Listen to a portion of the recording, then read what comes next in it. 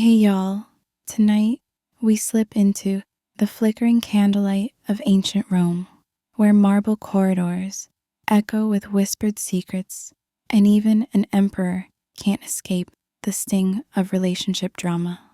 Picture yourself in a palace, the air thick with incense, and the low hum of voices plotting behind velvet curtains.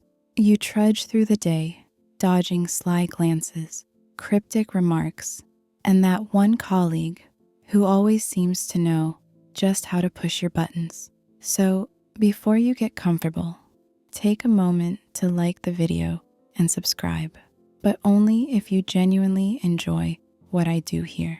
And let me know in the comments where you're listening from and what time it is, because somewhere, someone else is lying awake, just like you. Now dim the lights, maybe turn on a fan for that soft background hum, and let's ease into tonight's journey together. You're Marcus Aurelius tonight, but with less beard oil and a bit more existential dread. You wake up to the sound of sandals flapping on mosaic floors, and you already sense the tension in the air. Your cousin is mad because you didn't invite him to your last dinner. Your advisor is quietly spreading rumors that you're too soft. Even your favorite scribe is giving you side-eye because you forgot her birthday. Drama, it seems, is as old as civilization itself. You might think emperors had it easy, golden goblets, endless feasts, and a pet peacock or two. But historians still argue whether Marcus had more trouble with invading Germanic tribes or with his own inner circle. One mainstream fact: Marcus Aurelius wrote his meditations not as a public work, but as private notes to himself, a kind of ancient self-help journal. He wasn't trying to impress anyone.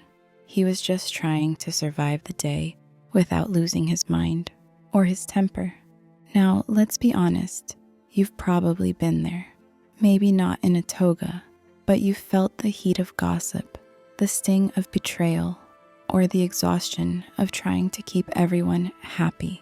The difference is, Marcus didn't have a group chat to mute or a block button for toxic senators. He had to rely on something sturdier, Stoic philosophy, and maybe a little bit of patience, though historians still debate whether he ever lost it and threw a laurel wreath at someone's head. Imagine you're sitting at a long table, the kind that makes you feel both important and very, very small. Someone across from you is making passive-aggressive comments about your leadership. You could snap back, but Marcus would advise you to pause, breathe, and remind yourself you have power over your mind, not outside events.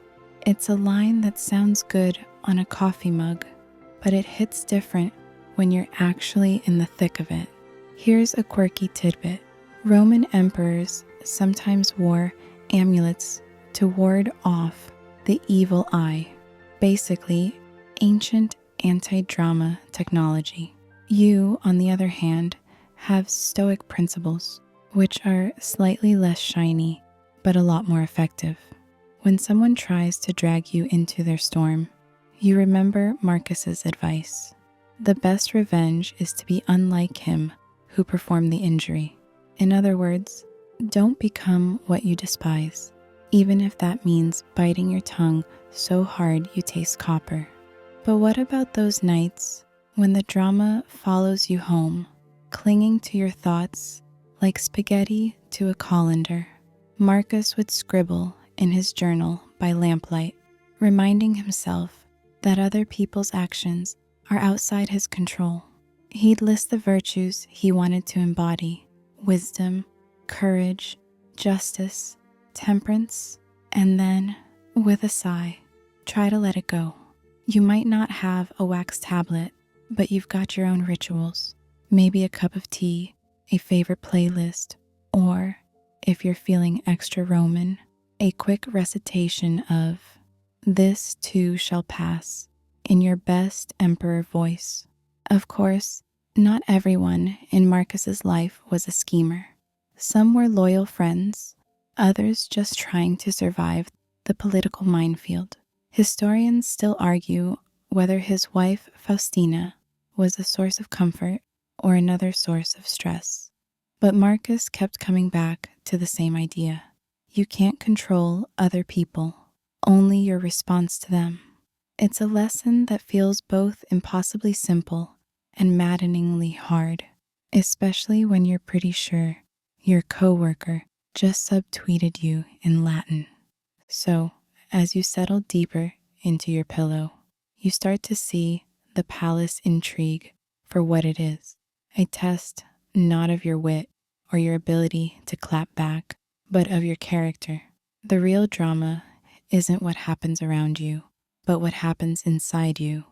Will you let resentment take root, or will you, like Marcus, choose a different path? You drift through the corridors of your own life, noticing the echoes of ancient drama in modern forms. The group text that explodes at midnight, the email chain that spirals out of control, the family dinner where someone always brings up politics. You can't escape it, but you can decide how you show up. Maybe you even find a little humor in it. After all, if Marcus could survive a Senate full of frenemies, you can probably handle that neighbor who insists on mowing the lawn at 7 a.m. As the candle burns lower, you realize that Marcus's greatest achievement wasn't conquering new lands or writing fancy philosophy. It was learning to keep his peace in a world that seemed determined to steal it. And maybe, just maybe, you can do the same, one deep breath at a time. You shuffle through your day, replaying conversations in your head like a Roman senator tallying votes. There's that one person, maybe at work, maybe at home, who seems to have a black belt in pushing your buttons. They know just how to twist a compliment into a backhanded slap, or how to sigh dramatically when you're 2 minutes late. You feel your jaw clench, your thoughts spiral, and you wonder, how do I stop letting this person rent space in my head? Marcus Aurelius would probably give you a gentle, slightly exasperated look and remind you of the dichotomy of control. Here's the Stoic's first line of defense. You can't control other people's actions, but you can control your response. It sounds simple, but it's basically the cheat code for surviving toxic people. Picture yourself as a Roman statue, unmoved, unbothered, and if you're lucky, missing an arm so you don't have to wave at anyone you don't like. The world can swirl with drama, but you remain rooted, focusing on what's actually yours to manage. Your thoughts, your words, your choices. This idea isn't just ancient wisdom. It's a survival tactic. Historians still argue whether the Stoics borrowed this concept from earlier Greek philosophers or if it was a Roman upgrade, like going from a flip phone to a smartphone. Either way, it's timeless.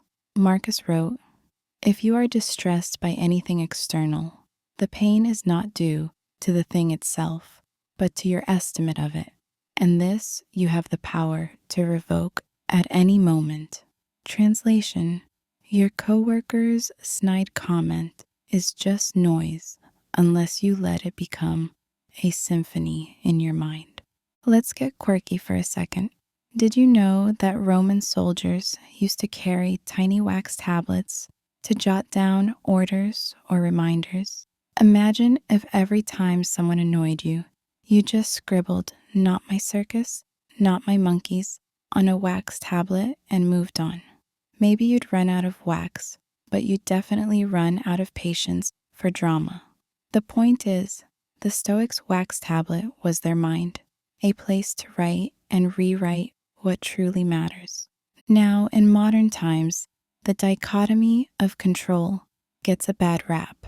Some people think it means you have to be a doormat, letting toxic folks walk all over you while you serenely recite philosophy.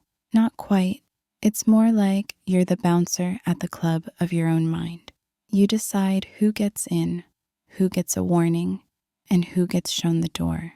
You can't stop people from showing up with bad vibes, but you can absolutely control whether they get to DJ your mood.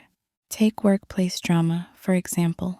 That one colleague who always finds a way to make the meeting about them. You can't change their personality, but you can change how much energy you give to their antics. Picture Marcus Aurelius at a staff meeting. He's probably doodling little gladiators in his notes while someone drones on about quarterly grain shipments. He knows what's important and what's just background noise. Historians still debate whether Marcus was naturally calm or if he had to work at it every day. Maybe he had a secret stash of stress balls shaped like the Colosseum. Maybe he just got really good at pretending not to care. Either way, he practiced the dichotomy of control like it was his job, because, in a way, it was. His empire was full of chaos, but his mind was his own. Here's a practical tip. Next time someone tries to drag you into their drama, pause and ask yourself, is this within my control? If the answer is no, imagine yourself as a marble bust, expressionless, unflappable, maybe even a little bored. You don't have to react to every provocation. Sometimes the most stoic thing you can do is nothing at all. Now, let's not pretend this is easy. Your brain is wired to react, to defend, to win the argument. But the Stoics would say that real victory isn't about changing the other person. It's about changing your own mind. You can't stop the rain, but you can grab an umbrella. Or, if you're feeling extra Roman, you can just stand there and philosophize about how the rain is just water, and water can't hurt you unless you let it. There's a certain freedom in letting go of what you can't control. It's like putting down a heavy shield you didn't realize you were carrying. Suddenly, you have more energy for the things that actually matter. Your work, your passions, your relationships with people who don't make you want to move to a deserted island. And if you do end up on that island, at least you'll have peace and quiet to practice your Stoic affirmations. Remember, the dichotomy of control isn't about giving up. It's about choosing your battles. You don't have to attend every argument you're invited to. You don't have to fix every broken relationship or respond to every passive-aggressive email with a 3-paragraph rebuttal. Sometimes, the most powerful thing you can do is shrug, sip your coffee, and move on. And if all else fails, just imagine Marcus Aurelius rolling his eyes in ancient Latin. If he could survive a palace full of schemers, you can survive your next family reunion or office happy hour. The drama will always be there, swirling around like a Roman festival. But you're learning to stay calm at the center of the storm, practicing the art of control and letting go. You wake up the next morning, sunlight sneaking through your curtains like a nosy neighbor, and you already sense the day's potential for drama. Maybe it's a text from that friend who only calls when they need something, or a calendar reminder about a meeting with your favorite office antagonist. You sigh, stretch, and remember that you're not just surviving, you're practicing Stoic boundaries, the kind that don't require you to build a literal wall, but might just save your sanity. Setting boundaries sounds easy in theory. Just say no, the self-help books chirp, as if you're not already haunted by the ghost of people-pleasing past. Marcus Aurelius didn't have to deal with group chats or passive-aggressive Venmo requests.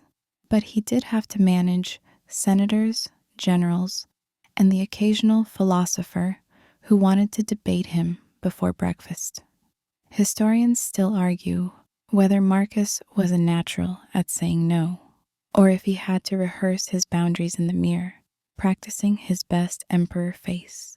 Here's a mainstream fact. Roman society was obsessed with reputation.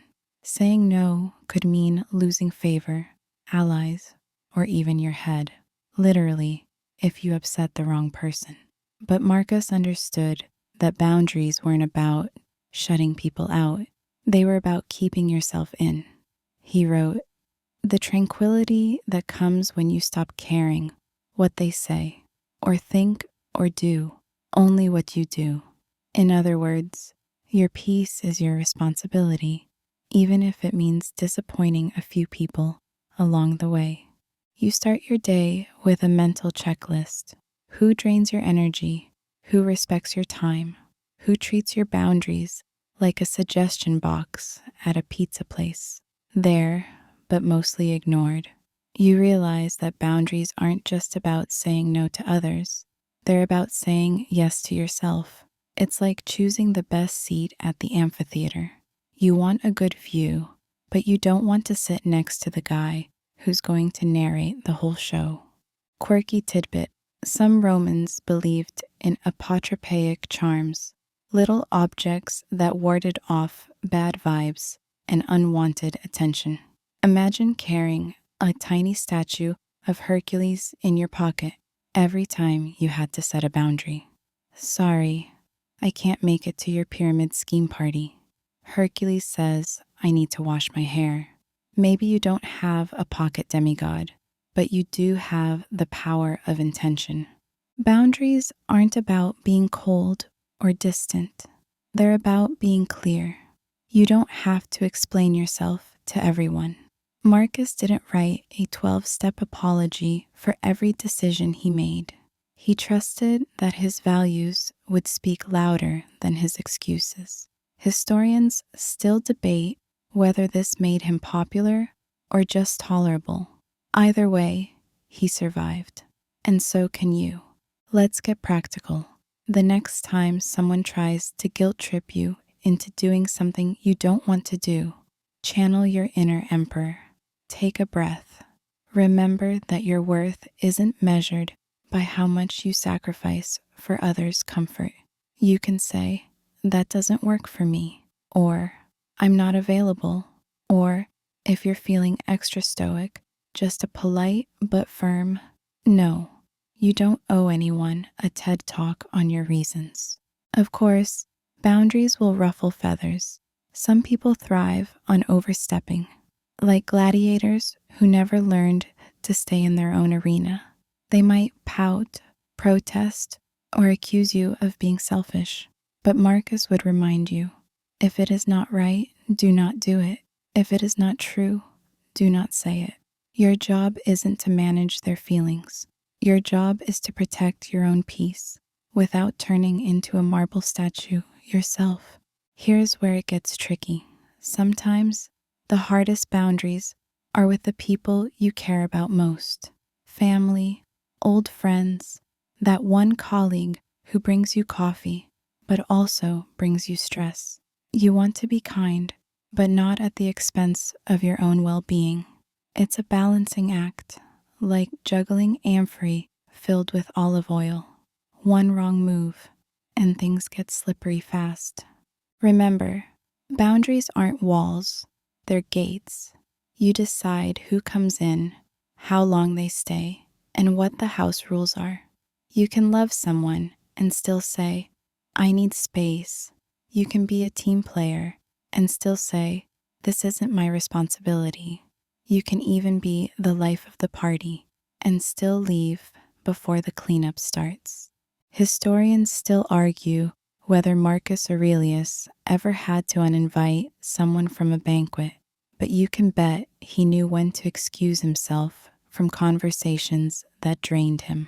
He understood that being a good person doesn't mean being a doormat. It means standing firm in your values, even when it's uncomfortable. As you move through your day, you start to notice the difference.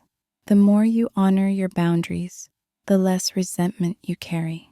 The more you say yes to yourself, the less you need validation from others.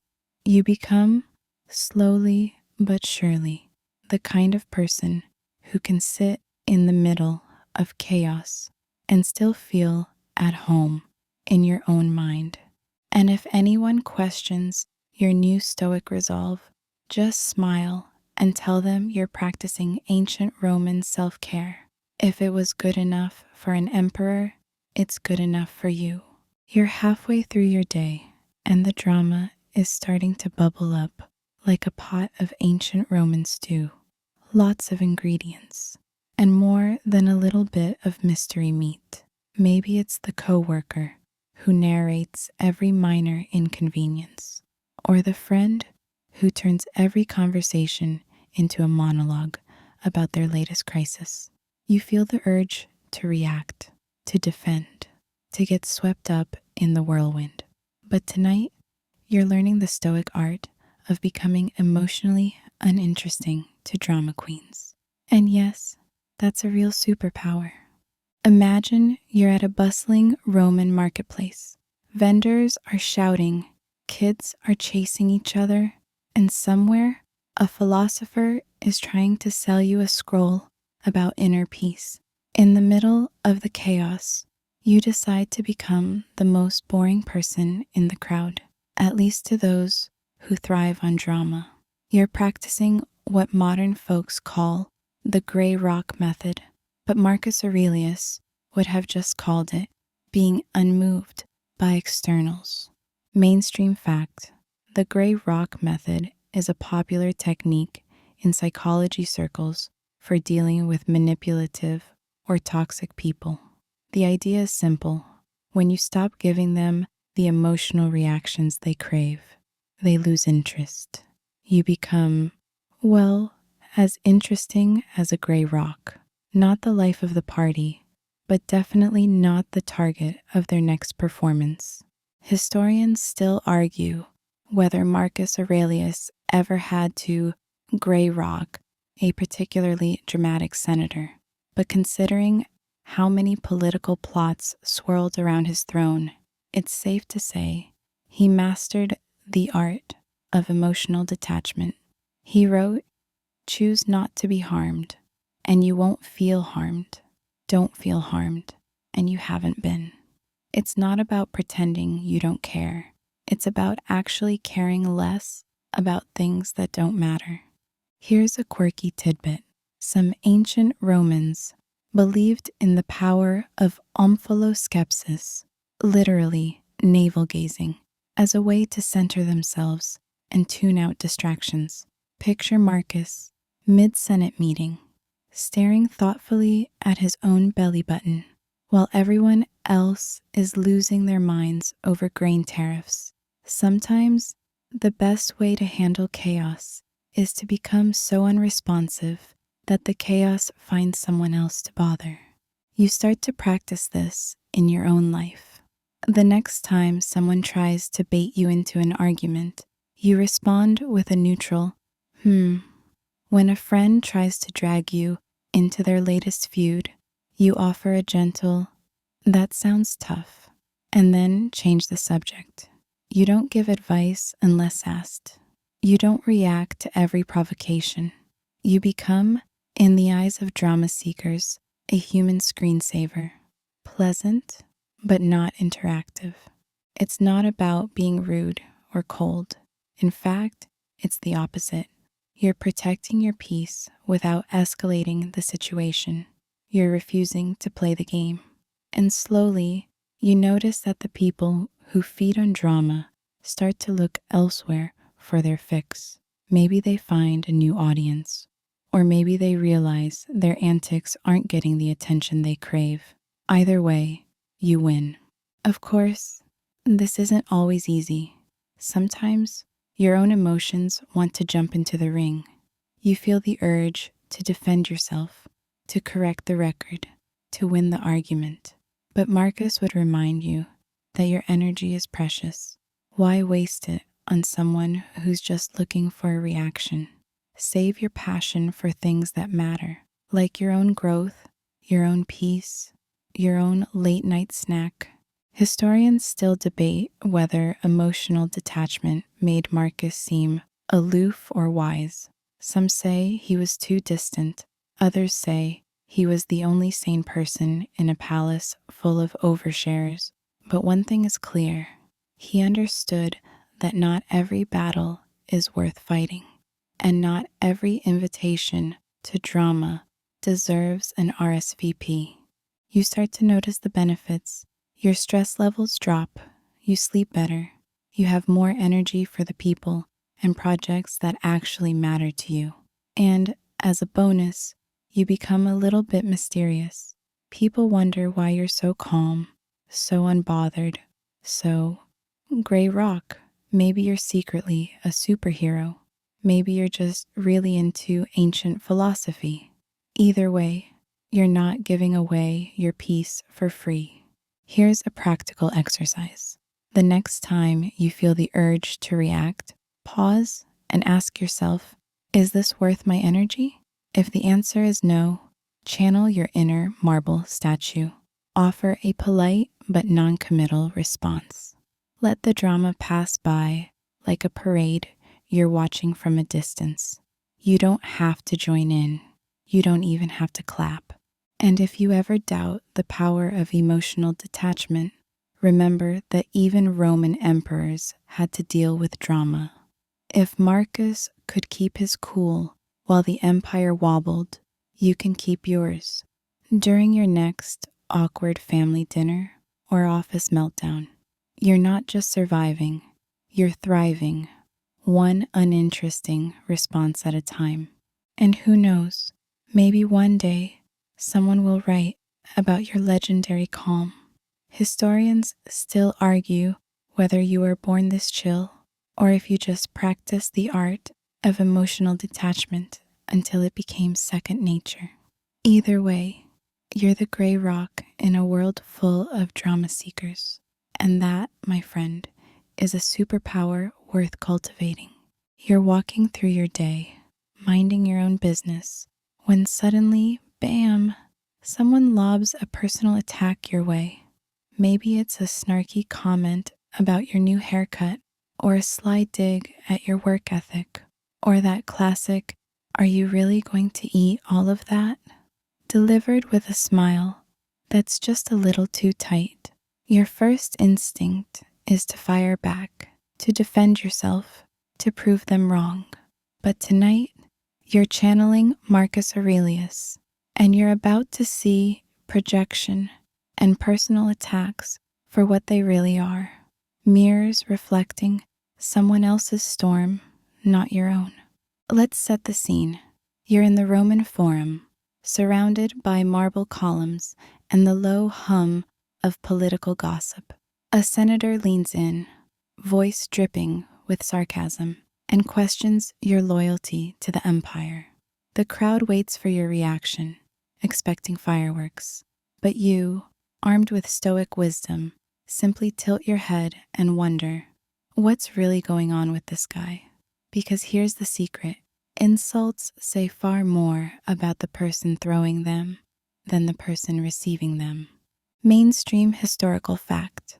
Marcus Aurelius faced constant criticism from both inside and outside his court. Roman politics was basically the Olympics of shade throwing.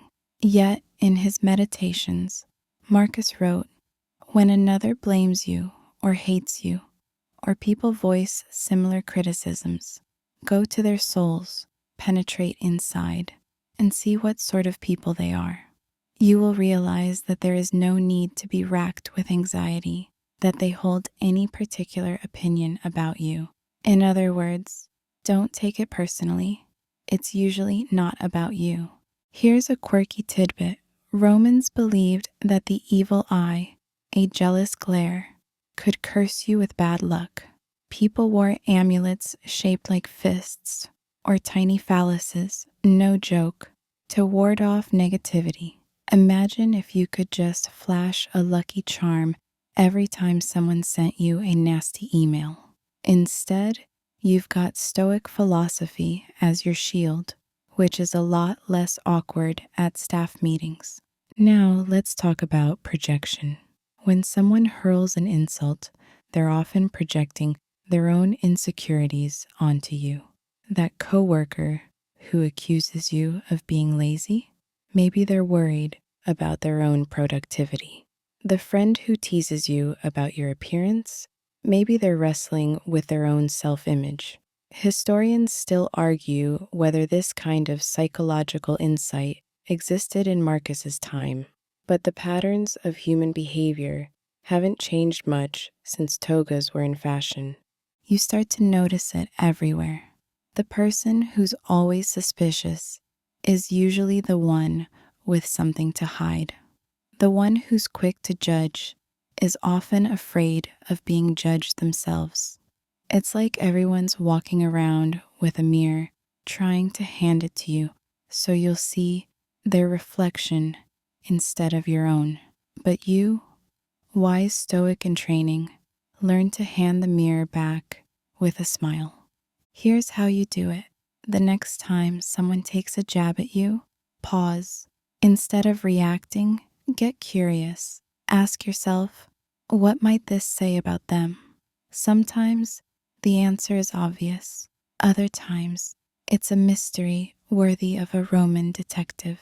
Either way, you refuse to let their words stick to you, like olive oil on a marble statue. Of course, this doesn't mean you become a doormat. Marcus wasn't afraid to stand up for himself or his principles, but he knew the difference between a genuine critique, which can help you grow, and a projection, which is just someone else's baggage. You start to develop a kind of emotional Teflon. Criticism slides off, unless it's something you truly need to hear. Historians still debate whether Marcus's calm in the face of insults made him seem detached or just incredibly wise. Some say he was too zen for his own good. Others think he was the only one who really understood the game. Either way, he survived, and so can you. Here's a practical exercise. When you receive a personal attack, imagine holding up a little sign that says, "Is this about me or is this about you?" 9 times out of 10, you'll find it's not your circus, not your monkeys. You can respond with a neutral, interesting perspective and move on. Or if you're feeling playful, channel your inner Roman and say, "May Fortuna smile upon you," which is the ancient equivalent of "bless your heart." You'll notice that the less you react, the less fun it is for the drama seekers. They might escalate at first, testing your boundaries, but eventually they'll move on to someone who gives them the fireworks they crave. You become, once again, the unbothered marble bust in a room full of hand-wringers. And if you ever slip up, if you snap back, or let an insult get under your skin, remember that even Marcus had bad days. Historians still argue whether he ever lost his temper and threw a scroll across the room. The important thing is to catch yourself, learn, and try again tomorrow. You're not just surviving personal attacks. You're learning to see them for what they are, echoes of someone else's struggle, not your own. And with each encounter, you grow a little stronger, a little wiser, a little more like the emperor who wrote, "The best revenge is to be unlike him who performed the injury." So, the next time someone tries to hand you their mirror, just smile, wish them well, and keep walking. You've got your own reflection to tend to, and it's looking more stoic every day. You're sipping your morning coffee, scrolling through messages, and there it is. A friend, partner, or family member making a choice you know is going to end in disaster. Maybe it's their third, last chance at a toxic relationship, or a coworker doubling down on the world's worst business idea. You feel the urge to step in, to fix, to rescue. But tonight, you're learning the Stoic art of accepting others' choices without enabling their chaos. And it's trickier than balancing a tray of amphorae on a chariot ride. Marcus Aurelius faced this dilemma daily. As emperor, he watched senators, soldiers, and even his own children make questionable decisions. Historians still argue whether Marcus's son, Commodus, was a lost cause from the start, or if he just needed more tough love and fewer gladiator tournaments. Either way, Marcus had to walk the razor-thin line between acceptance and accountability, between letting people live their own lives and not letting their choices drag down the whole empire. Here's a mainstream fact. Stoics believed in the power of accepting reality as it is, not as you wish it to be. That means recognizing that other people's choices belong to them, not to you. You can offer advice, share your perspective, even warn them about the metaphorical pothole ahead. But at the end of the day, you can't force anyone to take a different path. Your job is to control your own actions, not theirs. A quirky tidbit: ancient Romans had a saying, fata viam inveniant, meaning, the fates will find a way. It was their version of let the chips fall where they may. Sometimes, the best thing you can do is step back, let fate do its thing, and keep your own sandals clean. You start to notice how often you try to help by taking on other people's problems. You offer unsolicited advice. You bail them out of trouble. You rearrange your life to cushion their falls. At first, it feels noble, like you're a gladiator fighting for justice. But after a while, you realize you're just exhausted, and they're still making the same mistakes. Marcus would remind you that enabling isn't helping, it's just delaying the lesson. He wrote, "Don't hanker after what you don't have. Instead, fix your attentions on the finest and best that you have. And imagine how much you would long for these if they weren't in your possession." In other words, focus on your own growth, not on controlling someone else's journey. Historians still debate whether Marcus ever had to stage an intervention for a wayward senator, but he certainly knew the pain of watching loved ones struggle. The Stoic approach isn't cold or uncaring. It's deeply compassionate, but with boundaries. You can care about someone without carrying their burdens. You can love them without losing yourself.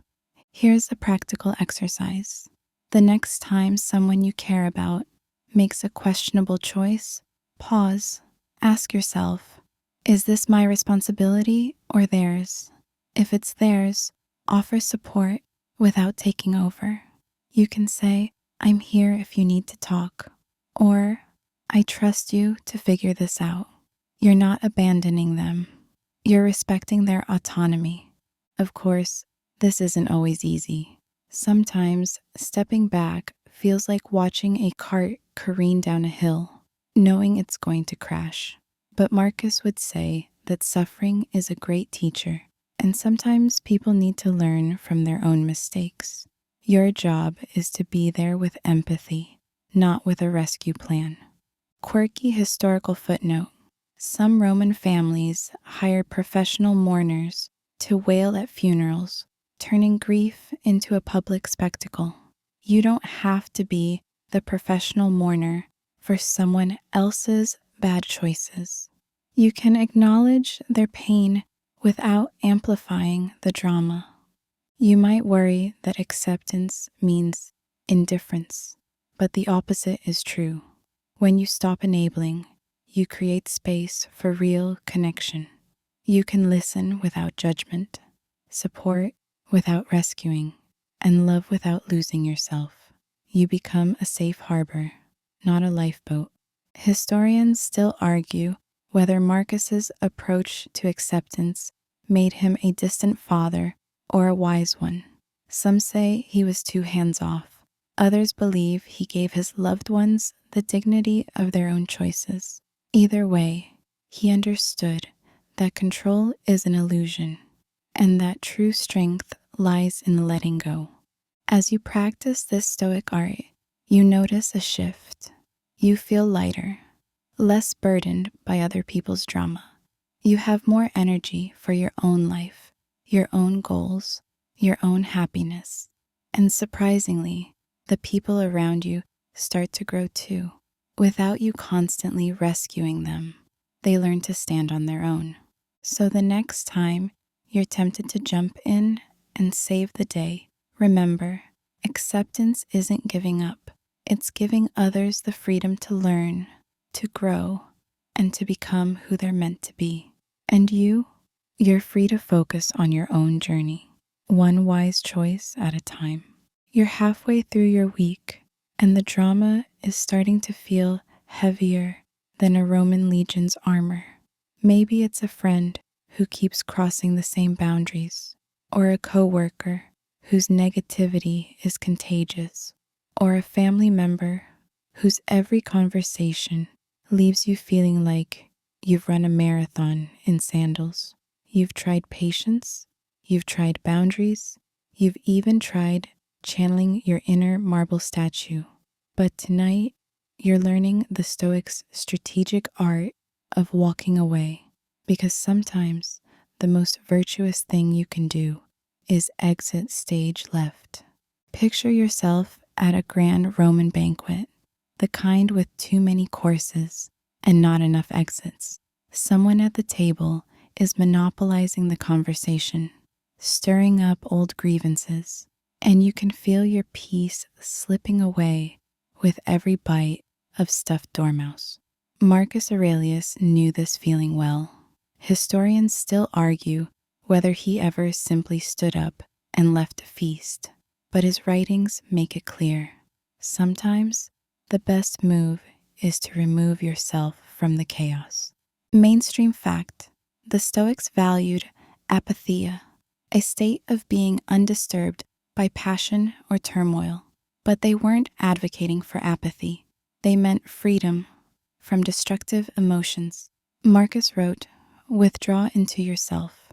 The rational principle which rules has this nature, that it is content with itself when it does what is just, and so secures tranquility." Sometimes tranquility means knowing when to say, "I'm done." Here's a quirky tidbit.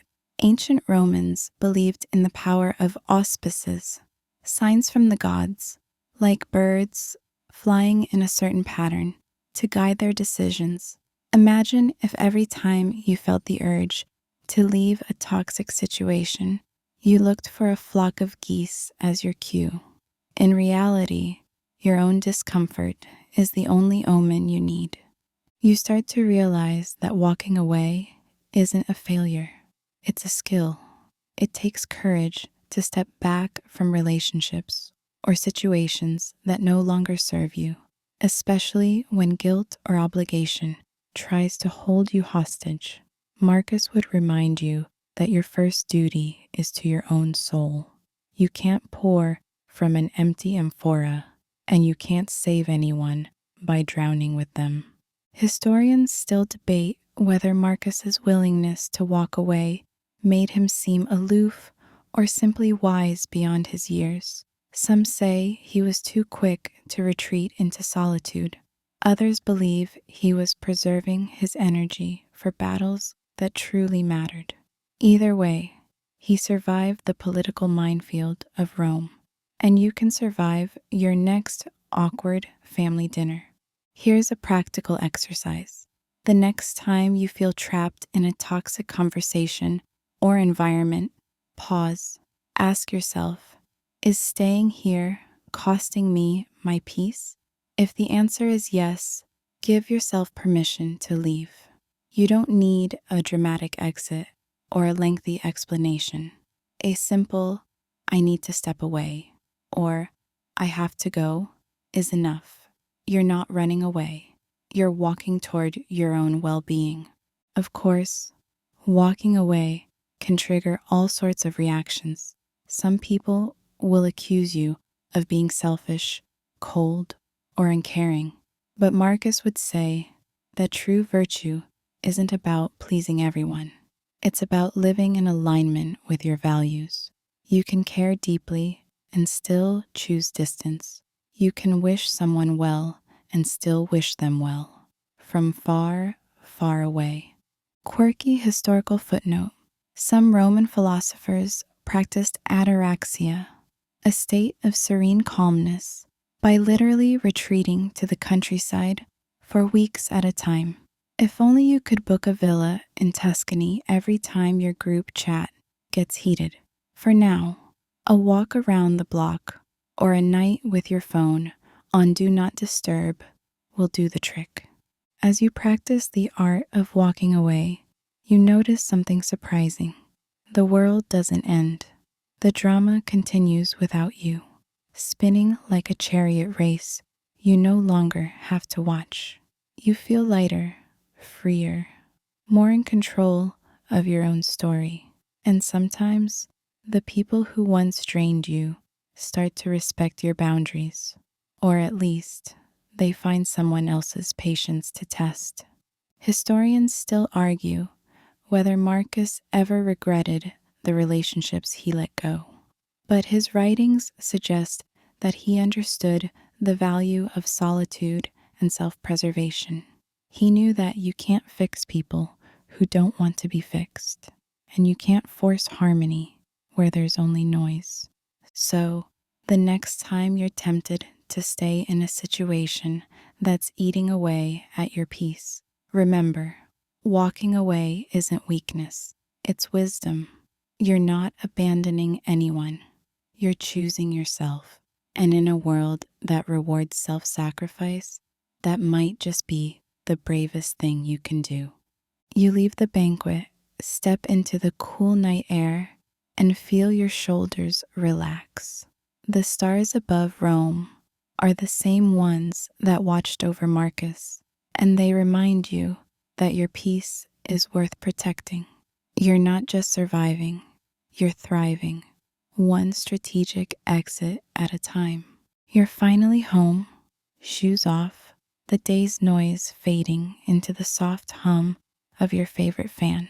But as you settle in, you realize something's still gnawing at you.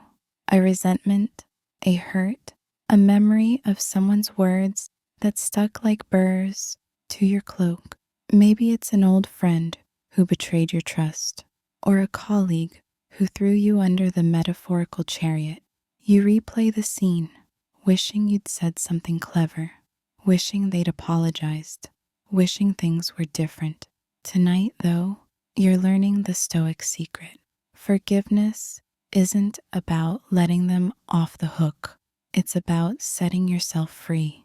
Marcus Aurelius knew this struggle intimately.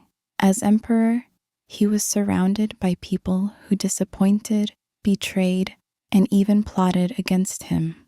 Historians still argue whether Marcus ever truly forgave those who wronged him, or simply learned to live above the fray. What we do know is that his meditations are full of reminders to let go. The best way to avenge yourself is to not be like that. It's not about pretending the hurt never happened. It's about refusing to let it define you. Here's a mainstream fact. Forgiveness, according to modern psychology, is less about the other person and more about your own well-being. Holding on to resentment is like drinking poison and expecting the other person to get sick. The Stoics saw this clearly. Anger and grudges are heavy baggage, and you're the one lugging it up the hill. Quirky tidbit. In ancient Rome, some people believed that writing your grievances on a piece of pottery and smashing it could break the spell of anger. Imagine if you could just scribble Janus from accounting on a plate, shatter it, and poof, all is forgiven. Maybe you don't have a pile of sacrificial crockery, but you do have the power to choose what you carry forward. Forgiveness, for the Stoic, isn't about excusing bad behavior or pretending everything is fine. It's about recognizing that holding on to pain only hurts you. Marcus wrote, "How much more grievous are the consequences of anger than the causes of it?" You start to see that the real injury isn't what happened. It's the story you keep telling yourself about it. You begin to practice. The next time resentment bubbles up, you pause, you breathe, you remind yourself that you can't change the past and you can't control whether someone ever apologizes. What you can control is whether you let that pain take up permanent residence in your mind. You picture the hurt as a stone in your hand. You can squeeze it, let it dig into your palm, or you can set it down and walk away lighter. Historians still debate whether Marcus's ability to forgive made him a stronger leader or just a more peaceful one. Some say he was too lenient, others that he was wise enough to know when to move on. Either way, he survived the backstabbing world of Roman politics with his sanity more or less intact, a feat worth celebrating. Here's a practical exercise. Write down the name of someone you're struggling to forgive. Underneath, jot down what you wish they'd say or do to make it right. Then, cross it out. Accept that you may never get the apology, the explanation, the closure you crave. Instead, give yourself permission to release the expectation. You're not erasing the past. You're choosing not to let it control your future. Of course, forgiveness doesn't mean you have to let toxic people back into your life. Marcus didn't invite every betrayer back to his table.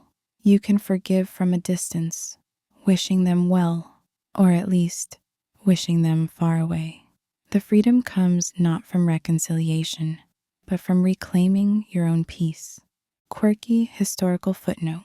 Some Romans believed that carrying a small token, like a pebble or a coin, could absorb bad luck or negative energy. Maybe tonight you pick up a pebble on your walk and let it symbolize the weight you're ready to put down. You notice the change almost immediately. The world feels a little lighter, your mind a little quieter. The person who wronged you loses their power over your mood, your day, your dreams. You realize that forgiveness isn't about them at all. It's about you, choosing to live unburdened. Historians still argue whether Marcus ever forgave himself for his own mistakes, but his writings suggest he understood the importance of self-compassion. Do not waste what remains of your life in speculating about your neighbors, he wrote, unless with a view to some mutual benefit. In other words, let go of the grudge and get back to living. So, as you drift off tonight, you imagine the old hurts floating away, like petals on the Tiber. You're not forgetting, you're freeing yourself. You're not excusing, you're choosing peace. And in a world that loves to keep score, that might just be the most radical act of all. You wake up the next morning, sunlight slanting across your room, and you realize that the world outside is still as unpredictable as a Roman street market. There's a sense that no matter how much you practice forgiveness or boundaries, relationship chaos will always find a way to knock on your door, sometimes dressed as a friend, sometimes as a coworker, sometimes as that neighbor who insists on practicing the tuba at dawn. Tonight, you're learning how to wield the 4 Stoic virtues: wisdom, courage, justice, and temperance, like a set of armor, helping you navigate whatever storms come your way. Marcus Aurelius didn't invent these virtues, but he certainly lived by them. Mainstream fact, The four cardinal virtues were first outlined by Plato and later adopted by the Stoics as the pillars of a good life. Historians still argue whether Marcus was more naturally wise or courageous, but there's no debate that he leaned on all four to survive the daily drama of ruling an empire. You start with wisdom, the ability to see things clearly, to understand what's really going on beneath the surface. In your own life, wisdom means pausing before you react, asking yourself what's actually happening, and remembering that most drama is just noise. When your friend vents for the 10th time about the same problem, wisdom helps you listen without getting swept up in their emotional current. You become the calm in the center of the storm, the person others come to for clarity, not chaos. Next comes courage, not the kind that charges into battle, but the quieter, everyday bravery it takes to speak your truth, set boundaries, and walk away when necessary. Courage is saying no when you're expected to say yes, or enough when someone's behavior crosses the line. Marcus wrote, "Waste no more time arguing about what a good man should be. Be one." That's courage in action, choosing virtue even when it's uncomfortable. Justice is the virtue that keeps you fair. It's easy to get caught up in your own perspective, to see yourself as the hero and everyone else as the villain. But justice reminds you to consider the other side, to treat others with respect, even when they don't return the favor. In Roman times, justice was symbolized by a set of scales, always seeking balance. In your life, it means not gossiping about someone just because they gossiped about you, or not retaliating when you're hurt. You become the person who breaks the cycle, who chooses fairness over revenge. And then there's temperance, the art of self-control. This is the virtue that keeps you from sending that angry text, from eating the whole cake out of spite, from letting your emotions run the show. Temperance is the quiet strength that says, I can feel this, but I don't have to act on it. Marcus practiced temperance by writing in his journal, reflecting on his day, and reminding himself that he was in charge of his own reactions. Quirky tidbit: ancient Romans sometimes wore rings engraved with reminders of the virtues they wanted to embody. Imagine glancing at your hand every time you're tempted to lose your cool, seeing the word temperance staring back at you. Maybe you don't have a virtue ring, but you can set a reminder on your phone, or just whisper the word to yourself when you need it most. Historians still debate whether the four virtues were equally balanced in Marcus's character, or if he struggled more with one than the others. Some say he was too forgiving, others that he was too strict. But what's clear is that he saw the virtues as tools, not trophies. They weren't about being perfect. They were about striving every day to be a little better. You start to see how the virtues work together, like a team. Wisdom helps you know when to speak up. Courage gives you the guts to do it. Justice keeps you fair. Temperance keeps you steady. When relationship chaos erupts, you don't have to be perfect. You just have to try. And every time you choose virtue over drama, you make your world a little bit calmer. Here's a practical exercise. The next time you're in the middle of a conflict, pause and ask yourself which virtue you need most right now. Is it wisdom to see the bigger picture? Courage to say what needs to be said? Justice to treat the other person fairly?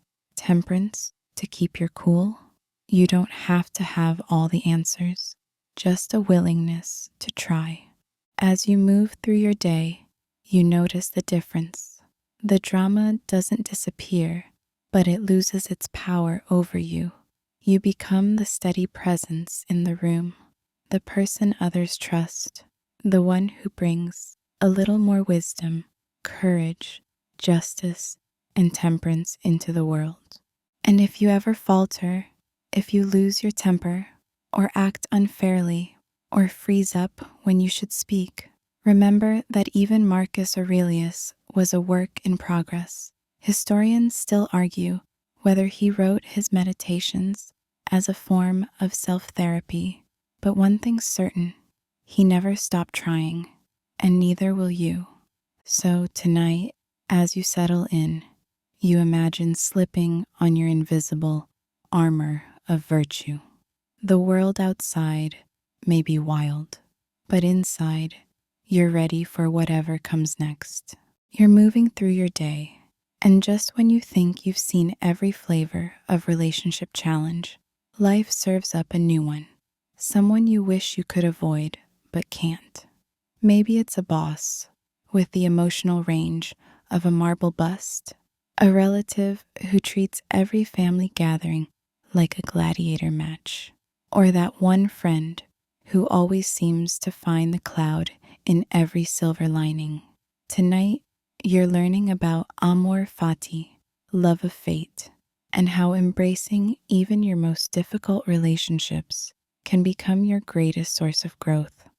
Marcus Aurelius didn't coin the phrase amor fati, but he lived it. Mainstream fact. The concept, later made famous by Nietzsche, has deep roots in Stoic thought. Marcus wrote, "To love only what happens, what was destined, no greater harmony." Historians still argue whether Marcus truly loved the challenges he faced or simply endured them with grace. But his writings suggest he saw every difficulty as a chance to practice virtue. You begin to notice how much energy you spend wishing things were different, wishing people would change, wishing situations would resolve themselves, wishing you could swap your cast of characters for a friendlier bunch. But Stoicism asks something radical. What if you stopped resisting and started embracing? What if you saw every difficult person as a teacher, every awkward encounter as a lesson, every challenge as a custom-designed opportunity for growth? Here's a quirky tidbit. Some ancient Romans believed in the goddess Fortuna, who spun the wheel of fate with no regard for human plans. People wore little tokens of Fortuna for luck, hoping she'd spin in their favor. But the Stoics saw Fortuna's whims as a gift, a chance to practice acceptance, resilience, and even gratitude for the things they couldn't change. You start to experiment with amor fati in your own life.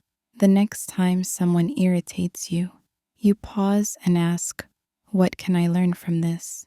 Maybe it's patience or assertiveness or the fine art of not rolling your eyes. When a relationship feels especially challenging, you remind yourself that this too is part of your fate, something to be accepted, even loved, not just tolerated. Historians still debate whether Marcus's acceptance of fate made him passive or powerful. Some say he was too resigned. Others believe he was the ultimate realist, turning every setback into a stepping stone. Either way, he survived an empire's worth of drama and managed to write some of the most enduring words in philosophy while doing it. Here's a practical exercise. The next time you're frustrated by someone's behavior, try reframing the situation. Instead of thinking, why is this happening to me? Ask, how is this happening for me? What quality is this person giving you a chance to develop? What virtue are you being called to practice? It might feel like a stretch at first, like trying to love kale when you really want pizza. But with practice, it gets easier. You notice that the more you lean into amor fati, the less resistance you feel. The drama doesn't disappear, but your relationship to it changes. You stop seeing yourself as a victim of circumstance and start seeing yourself as an active participant in your own story. Every difficult person becomes a character in your personal epic. Every challenge, a plot twist that makes you stronger, wiser, and maybe even a little more compassionate. Quirky historical footnote. Some Romans would dedicate small altars to Fortuna in their homes, offering her coins or cakes in hopes of good luck. Maybe you don't have an altar, but you can light a candle, take a deep breath, and offer a silent thank you for the lessons hidden in your daily struggles. You start to realize that amor fati isn't about pretending to enjoy every challenge or denying your feelings. It's about accepting reality fully, even when it's messy, inconvenient, or downright infuriating.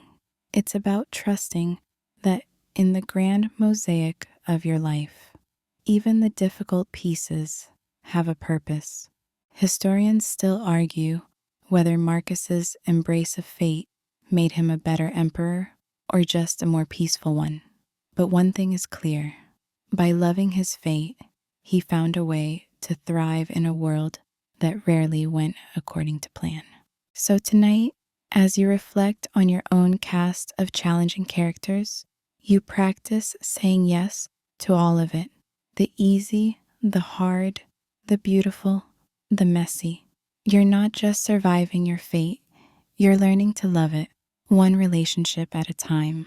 You're drifting through your day, the usual parade of faces and messages blurring together, when suddenly you're caught in a petty conflict, a snippy email, a sarcastic comment, a cold shoulder at the coffee machine.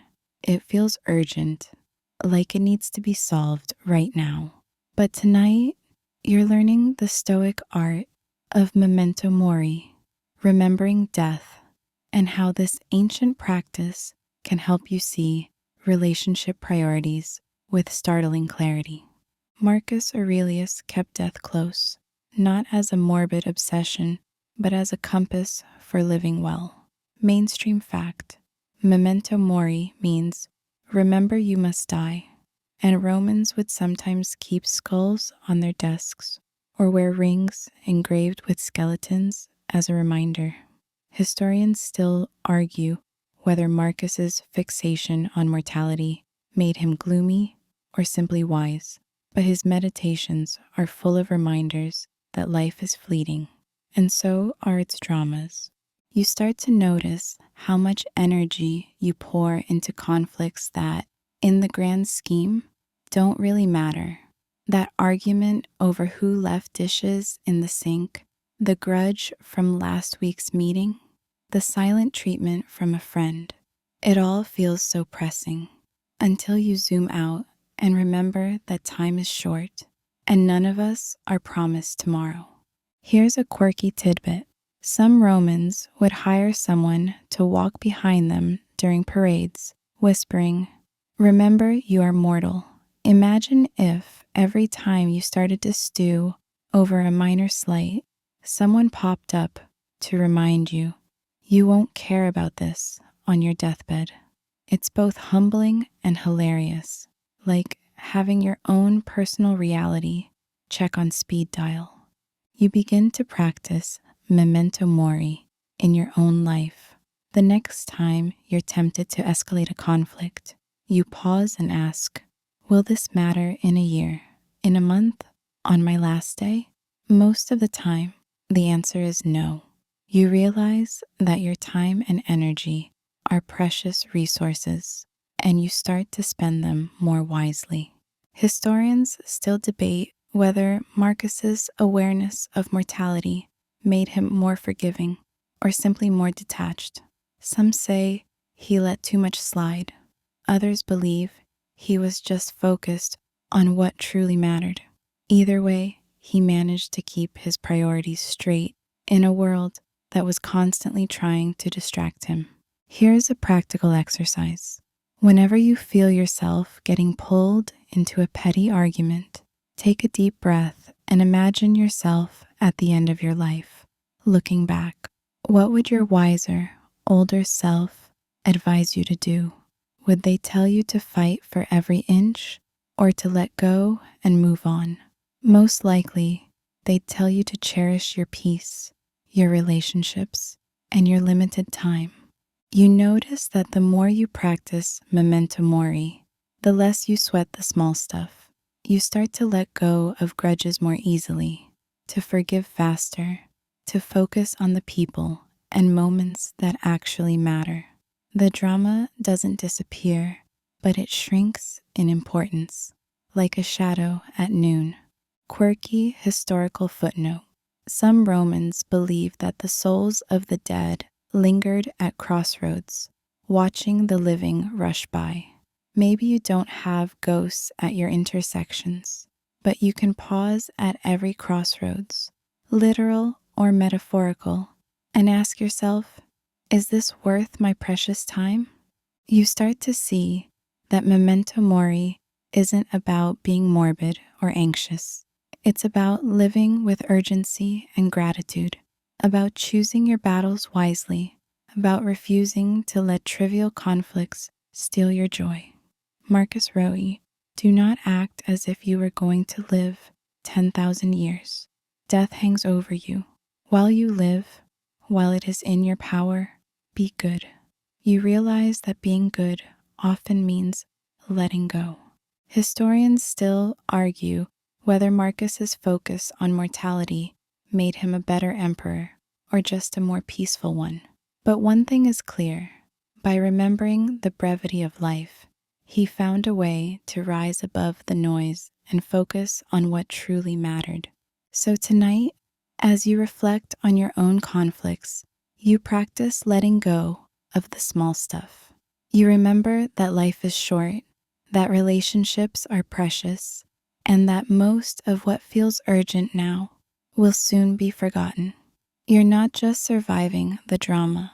You're learning to prioritize what matters, one fleeting moment at a time. You're sitting with your thoughts, maybe scrolling through old messages or replaying conversations, and you realize not all relationships are created equal. Some people lift you up, make you laugh, and remind you who you are. Others drain your energy, ignite your anxiety, or leave you feeling like you just ran a marathon in lead sandals.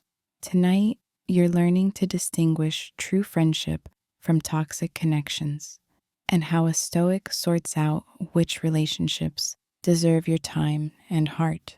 Marcus Aurelius was no stranger to this dilemma. As emperor, he was surrounded by sycophants, schemers, and a few rare confidants who truly had his back. Mainstream fact: the Stoics placed a high value on friendship, seeing it as a training ground for virtue. Historians still argue whether Marcus had any genuine friends or if his position made real connection impossible. But in his meditations, he often reflected on the importance of good company and the wisdom of letting go when a relationship turns sour. You start to notice the difference in your own life. True friends are the ones who want what's best for you, who challenge you to grow, who celebrate your victories and sit with you in your defeats. They don't keep score, hold grudges, or use your vulnerabilities as ammunition. Toxic connections, on the other hand, thrive on drama, manipulation, and a constant sense of obligation. You leave their presence feeling depleted, confused, or just a little less yourself. Here's a quirky tidbit. Ancient Romans sometimes used amicitia contracts, formal agreements of friendship that spelled out mutual duties and expectations. Imagine handing your friend a scroll and saying, "Please sign here if you promise not to subtweet me." Maybe you don't need a contract, but you do need clarity about what's healthy and what's not. You begin to practice the Stoic art of discernment. The next time you're with someone, pay attention to how you feel afterward. Do you feel lighter, more hopeful, more yourself? Or do you feel anxious, defensive, or secretly relieved when they leave? Marcus would remind you that it's better to be alone than in bad company. Associate with those who will make a better man of you, he wrote.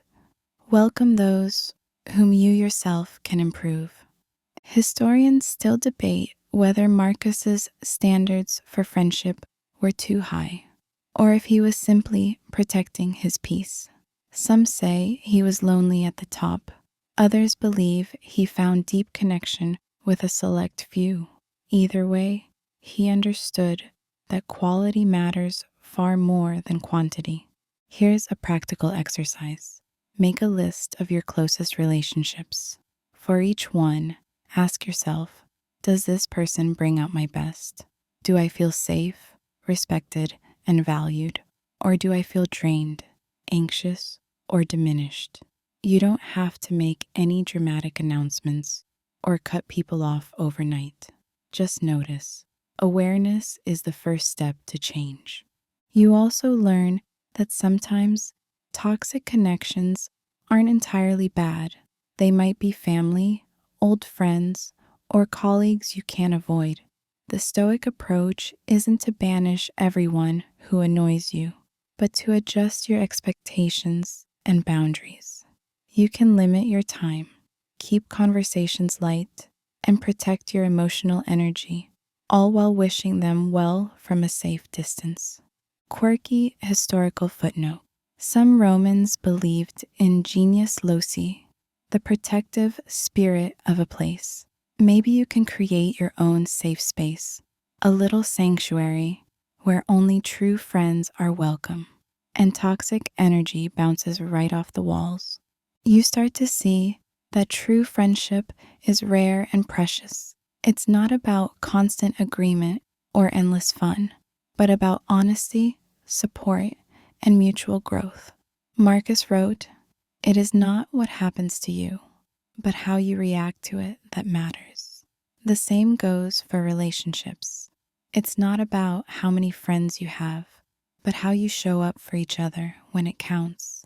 Historians still argue whether Marcus ever regretted letting go of certain people, but his writings suggest he valued peace over popularity. He knew that you become like the company you keep, and that your time and heart are too valuable to waste on those who don't appreciate them. So tonight, as you reflect on your own circle, you practice gratitude for the true friends in your life and the courage to step back from those who drain you. You're not just surviving your relationships. You're learning to choose them wisely, one genuine connection at a time. You're sitting at your desk, the glow of your computer screen casting long shadows in the office, and you feel it, the unmistakable tension of workplace toxicity creeping in like a slow fog. Maybe it's the colleague who always takes credit for your ideas, or the manager who micromanages every move, or the endless gossip that feels less like water cooler talk and more like a poison drip. Tonight, you're learning how to survive workplace toxicity with grace, using Stoic principles as your shield and compass. Marcus Aurelius wasn't just an emperor. He was a leader, navigating a complex bureaucracy filled with rivalries, power plays, and endless demands. Mainstream fact: Roman imperial administration was notoriously political, with officials jockeying for favor and influence. Historians still argue whether Marcus's stoic calm helped him manage his court, or if it made him seem distant and unapproachable. Either way, he stayed steady amidst the chaos. You start by recognizing what's within your control, your own thoughts, actions, and attitudes, and what isn't. You can't change the office politics or the personalities, but you can choose how you respond. Marcus wrote, Choose not to be harmed, and you won't feel harmed. Don't feel harmed, and you haven't been. It's a radical shift from reacting to controlling your inner state. Here's a quirky tidbit. Roman officials sometimes used tesserae, small tokens or tickets, to gain access to events or privileges. Imagine having a mental tessera that grants you entry only to the parts of your workday you want to engage with, and politely declining the rest. You can't avoid the office entirely, but you can choose which dramas to attend. You start to practice emotional detachment, not in the sense of being cold or indifferent, but in maintaining perspective. When a coworker throws shade, you remind yourself it's about their insecurities, not your worth. When a project goes sideways because of someone else's mistake, you focus on solutions rather than blame. You become a problem solver, not a victim. Historians still debate whether Marcus's stoicism made him a compassionate leader or a distant bureaucrat. Some say he was too focused on his own inner world. Others believe his calm steadied a turbulent empire. Either way, his example teaches you that leadership begins with self-mastery. Here's a practical exercise. When you feel overwhelmed by workplace drama, take a moment to breathe and ground yourself. Ask, what is within my control right now? Focus on that. Maybe it's your attitude, your next task, or your choice to stay calm. Let the rest slide like water off a marble statue. You also learn to set boundaries, quietly, firmly, and without drama. Maybe it's turning off email notifications after hours, declining unnecessary meetings, or politely redirecting gossip. Marcus would remind you that temperance isn't just about food and drink. It's about moderation in all things, including your time and energy. Quirky historical footnote. Some Romans believed in genius loci, the protective spirit of a place, as a way to claim positive energy. Maybe you can create your own genius loci at your desk, a small plant, a photo, or a calming object that reminds you of your inner strength. You notice that the more you practice Stoic principles at work, the less the toxicity sticks. You become a steady presence, a source of calm in the storm. People may still gossip or plot, but you're no longer their target. You're focused on your work, your values, and your peace. Historians still argue whether Marcus's stoicism made him an effective manager or just a philosopher lost in thought. But one thing is clear: mastering yourself is the first step to mastering any external challenge. So tonight, as you prepare for another day in the trenches, you arm yourself with Stoic wisdom. You can't control the office circus, but you can control your role in it. And that, more than anything, is your true power. You're scrolling through dating apps, or maybe you're sitting across from someone at a cafe, wondering if this could be the one or just another chapter in your ever-growing anthology of awkward dates. The world of romance is a minefield of expectations, hope, and, let's be honest, a lot of overanalyzing. Tonight, you're learning how the Stoics approach dating and romantic relationships, treating them as preferred indifference, nice to have, but not the center of your universe.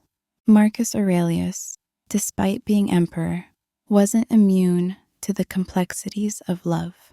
Mainstream fact, he was married to Faustina, and their relationship was the subject of both admiration and scandalous rumor. Historians still argue whether Marcus was truly in love with Faustina or simply fulfilling his imperial duty. What's clear is that he faced the same emotional ups and downs as anyone navigating the rocky road of romance. you start to notice how modern dating culture is obsessed with outcomes, finding the one, avoiding heartbreak, achieving relationship milestones. The Stoic approach, however, is refreshingly different. Relationships are seen as preferred indifference, good if they happen, but not necessary for happiness. Marcus Aurelius. If you are distressed by anything external, the pain is not due to the thing itself, but to your estimate of it. In other words, your happiness doesn't depend on whether you get a second date or a wedding invitation. Here's a quirky tidbit. Some ancient Romans used love spells and charms to attract or keep a partner, including writing their beloved's name on lead tablets and burying them near crossroads. Imagine swiping right and then burying your phone in the backyard for good luck. Thankfully, Stoicism offers a less superstitious, more empowering approach. You begin to practice detachment, not from people, but from outcomes. You show up authentically, enjoy the moment, and let go of the need for things to go a certain way. If the date is great, wonderful. If it's awkward, you chalk it up as a story for your memoirs. You realize that your worth isn't measured by your relationship status, and that love, when it comes, is a bonus, not a requirement. Historians still debate whether Marcus's marriage was a source of joy or stress, but his writings suggest he valued companionship and mutual respect above all. He didn't pine for a perfect love. He focused on being a good partner, practicing patience, kindness, and understanding, even when things got messy. Here's a practical exercise. The next time you're on a date or thinking about someone you like, pause and ask yourself, am I attached to a specific outcome, or am I open to whatever unfolds? Practice enjoying the moment for what it is, not what you hope it will become. If things work out, great. If not, you're still whole, still worthy, still you. You also learn to apply Stoic boundaries in romance. You don't chase after people who don't value you. You don't lose yourself in someone else's expectations. You communicate honestly, set healthy limits, and remember that your peace is more important than anyone's approval. Quirky historical footnote. Some Romans believed in Venus Victrix, the victorious aspect of the goddess of love, who helped people win in matters of the heart. Maybe you don't need a goddess on your side, just a little Stoic wisdom and the courage to show up as your true self.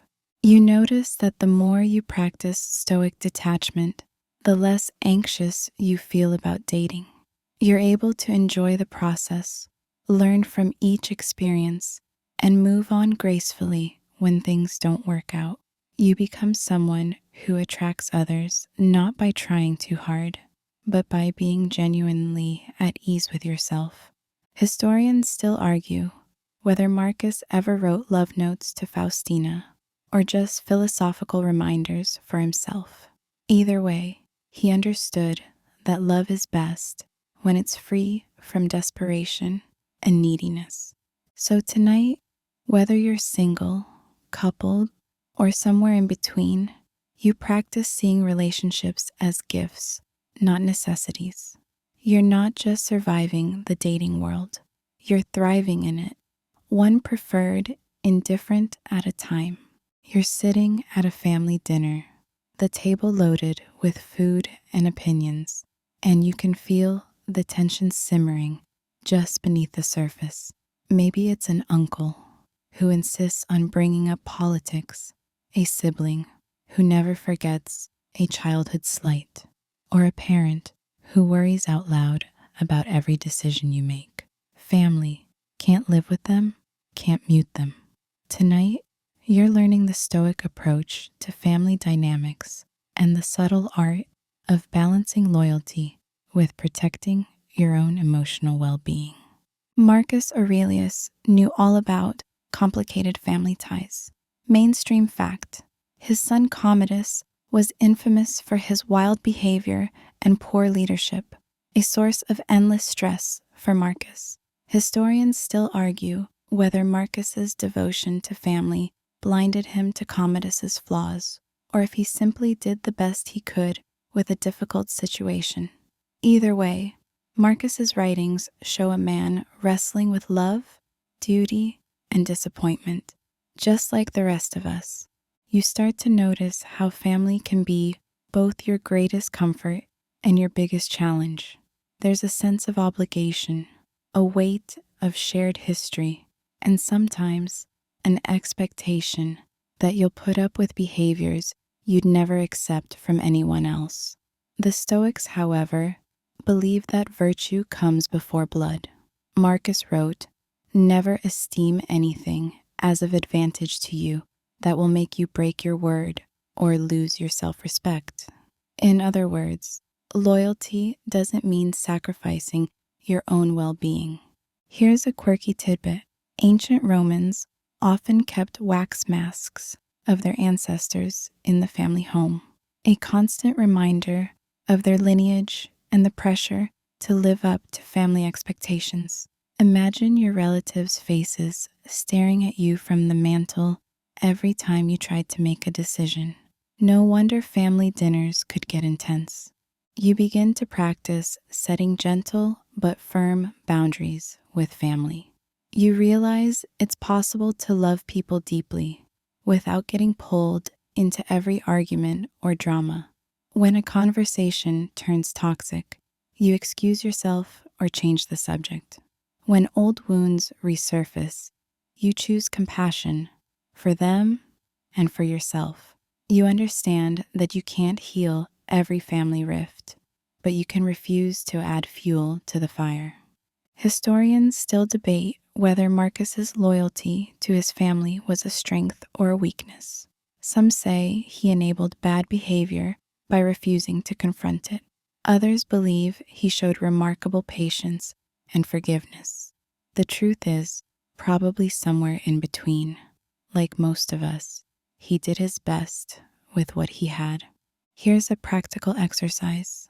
Before your next family gathering, set an intention. Decide what you're willing to discuss, what you'll let slide, and how you'll respond if things get heated. Remind yourself that you're not responsible for everyone's happiness, only your own choices and reactions. You also learn to choose your family wisely. The Stoics believe that true kinship is based on shared values, not just shared blood. You can create your own circle of support, friends, mentors, chosen family who respect your boundaries and encourage your growth. Marcus wrote, "Associate with those who will make a better man of you." Sometimes your real family is the one you build along the way. Quirky historical footnote. Some Romans believed in household gods, Lares and Penates, who protected the family and home. Maybe you can create your own rituals, lighting a candle, taking a walk, or simply breathing deeply before a tough conversation to protect your peace. You notice that the more you honor your boundaries, the less guilt you feel. You're able to show up for your family without losing yourself in old patterns. You become someone who brings calm to the table, who listens without judgment, and who knows when to step away for your own well-being. Historians still argue whether Marcus ever found peace with his family struggles, but his writings suggest he never stopped trying. He knew that loving others didn't mean losing yourself, and that sometimes the bravest thing you can do is say no with kindness. So tonight, as you reflect on your own family dynamics, you practice balancing loyalty with self-respect. You're not just surviving family gatherings, you're learning to thrive in them, one healthy boundary at a time. You're walking through your day, maybe a little battle-weary from the latest round of relationship drama, and you wonder if you'll ever be immune to the chaos. But tonight, you're learning that resilience isn't about never getting knocked down. It's about using every difficult interaction as a chance to grow stronger, wiser, and more unshakable. The Stoics saw challenging people not as obstacles, but as your greatest teachers in virtue. Marcus Aurelius was no stranger to adversity. Mainstream fact: he ruled during years of war, plague, and internal betrayal, facing more than his fair share of difficult personalities. Historians still argue whether these hardships made Marcus a better philosopher or just a more exhausted emperor. What's clear is that he believed adversity was essential to developing character. The impediment to action advances action. What stands in the way becomes the way, he wrote, words that have echoed through centuries as the Stoic rallying cry.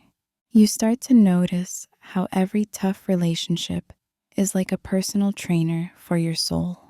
That colleague who tests your patience, they're giving you daily reps in self-control. The friend who never listens, they're your crash course in compassion and assertiveness. The family member who always has to be right, they're sharpening your humility and your sense of humor. You realize that without these challenges, you'd never have a reason to practice the virtues you admire. Here's a quirky tidbit. Ancient Romans sometimes wore bulla amulets as children, believed to protect them from harm and bad influences. Imagine if you could wear a magical pendant that shielded you from negativity. While you might not have a bulla, you do have your Stoic mindset, a kind of invisible armor that gets stronger with every test. You begin to reframe your struggles.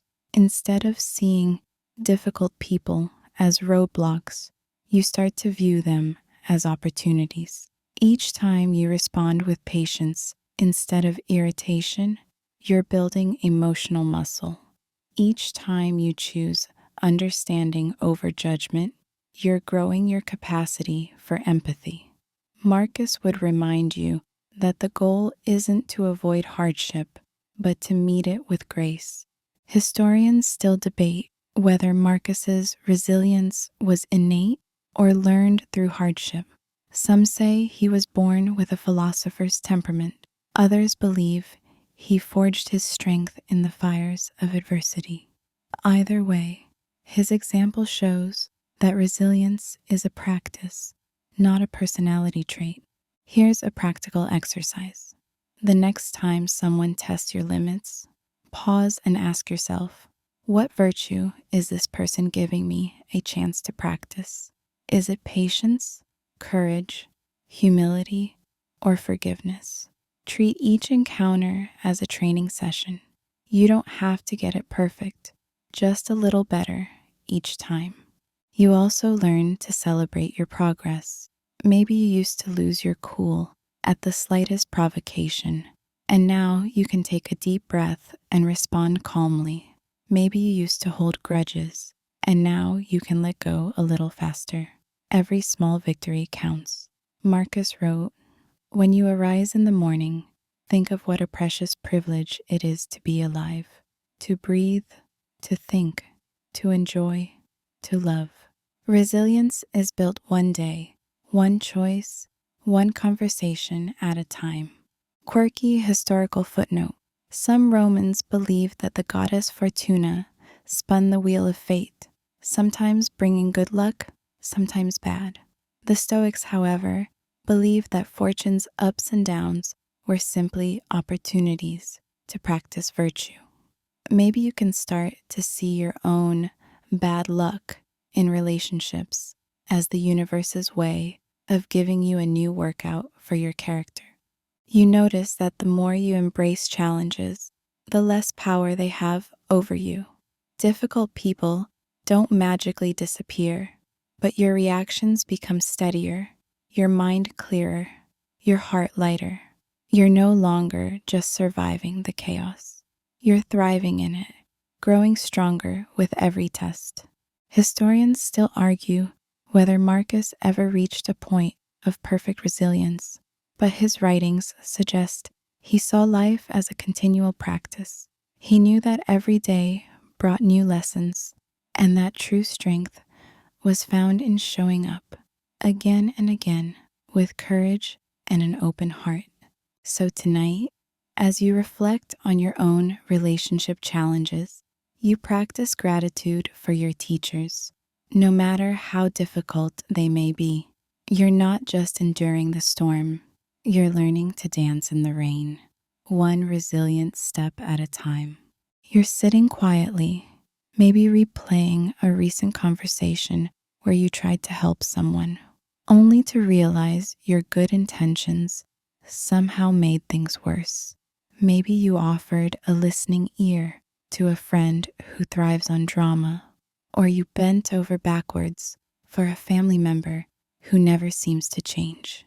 Tonight, you're learning the fine Stoic line between empathy and enabling, and how compassion, when unchecked, can sometimes become part of the problem. Marcus Aurelius was a compassionate leader, but he understood the limits of empathy. Mainstream fact: Stoics believed in oikiosis, the natural affection we feel for others, especially those closest to us. But they also warned against letting compassion pull us off course or drain our energy. Historians still argue whether Marcus's kindness made him vulnerable to manipulation, or if his boundaries were simply misunderstood as coldness. Either way, his writings show a man trying to balance care with clarity. You start to notice how empathy can become a double-edged sword. On one side, it's a powerful force for connection and healing. On the other, it can turn into over-involvement, absorbing someone else's pain, fixing their problems, or excusing bad behavior in the name of understanding. The Stoic approach is to care deeply but wisely. Here's a quirky tidbit. Some ancient Romans believed in pietas, a sense of duty to family and community, but they also had strict boundaries about how much one should sacrifice. Imagine a Roman politely declining a cousin's request for the 10th loan, citing the wisdom of Seneca. Maybe you don't have a philosopher's name to drop, but you can learn to say no with kindness. You begin to practice discerning when your empathy is helping and when it's enabling. When a friend vents about the same problem for the 100th time, you listen, but you don't jump in with solutions or take on their emotional weight. When a loved one makes a poor choice, you offer support, but you don't shield them from consequences. Marcus wrote, "If it is not right, do not do it. If it is not true, do not say it." Sometimes, the most loving thing you can do is step back. Historians still debate whether Marcus's restraint was wisdom or self-preservation. Some say he was too detached. Others believe he was protecting his own peace. The truth is, empathy without boundaries can lead to burnout, resentment, and a cycle where no one actually grows. Here's a practical exercise. The next time someone comes to you with a problem, pause and ask yourself, am I helping or am I enabling? Is your compassion empowering them or keeping them stuck? Practice listening without fixing, supporting without rescuing, loving without losing yourself. You also learn to communicate your boundaries clearly. You can say, I care about you, but I can't solve this for you. Or, I'm here to listen, but I trust you to make your own choices. You're not abandoning the person. You're respecting their autonomy and your own limits. Quirky historical footnote. Some Romans believed in amicitia utilitas, friendship based on mutual benefit. While that sounds transactional, it was really about ensuring relationships were balanced and healthy. Maybe you can bring a little of that spirit into your own connections, making sure your empathy lifts both you and the other person.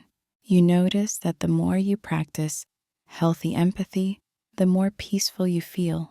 You're able to show up for others without feeling drained or resentful. You become a source of calm and strength, not a sponge for everyone else's emotions. Historians still argue whether Marcus ever regretted not doing more for those he loved, but his writings suggest he found peace in doing what he could and letting go of the rest. He knew that true compassion sometimes means letting people face their own challenges so they can grow stronger too. So tonight, as you reflect on your own relationships, you practice empathy with boundaries. You're not just surviving the emotional storms, you're learning to navigate them with wisdom, one compassionate, clear-eyed choice at a time. You're starting your day with a deep breath, maybe a little more hopeful, maybe a little more tired, but definitely wiser. The world is still full of difficult people. Neighbors who blast music at midnight, coworkers who reply, all with snark, friends who seem to collect drama like it's going out of style. Tonight, you're building your Stoic toolkit, daily practices and routines that help you maintain your peace, no matter how much chaos swirls around you. Marcus Aurelius didn't just write philosophy, he lived it day by day, with rituals that kept him grounded amidst the empire's storms. Mainstream fact: Marcus began and ended each day with reflection, journaling his thoughts and intentions. Historians still argue whether these routines made him more effective as a leader, or if he was simply trying to keep his sanity in a world gone mad. Either way, his habits are a blueprint for anyone seeking calm in the midst of relational turbulence. You start by making your own morning ritual.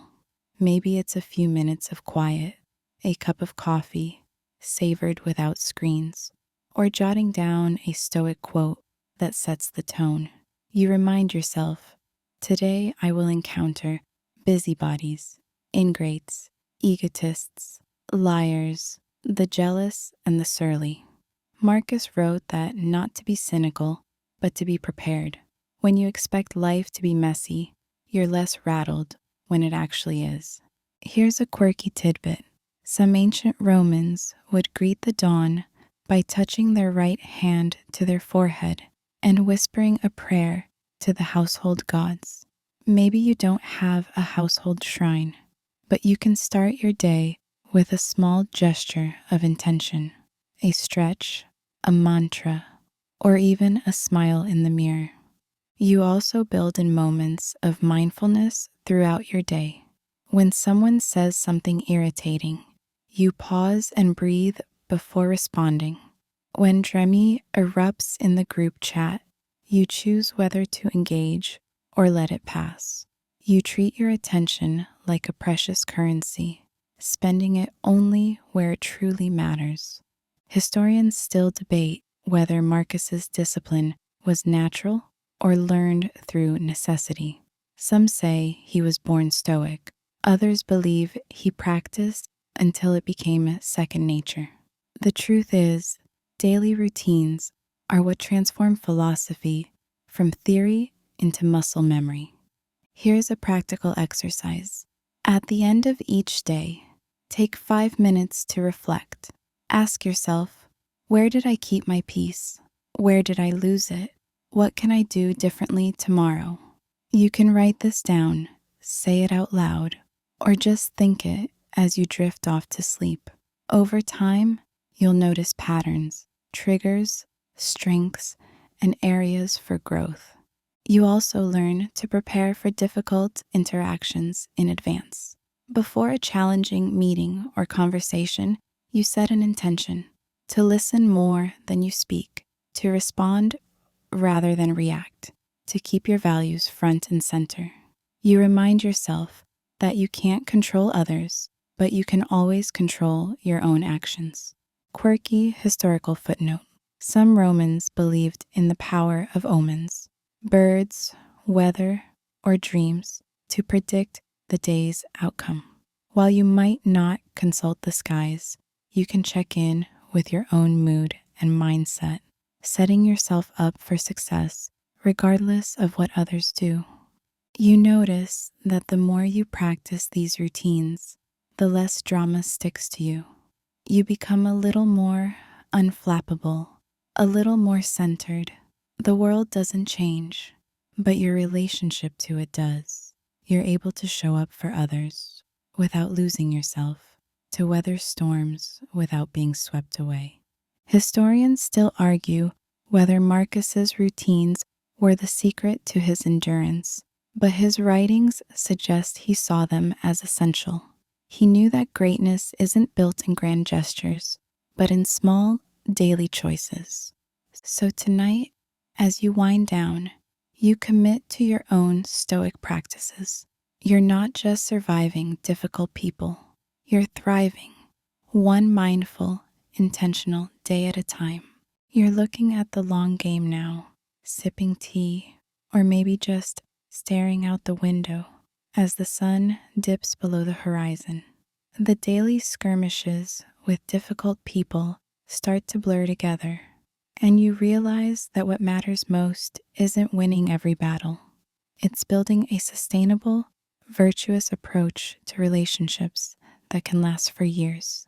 Tonight, you're crafting your own Stoic strategy for the long haul, weaving together everything you've learned into a tapestry of resilience, wisdom, and peace. Marcus Aurelius understood that relationships, like empires, are marathons, not sprints.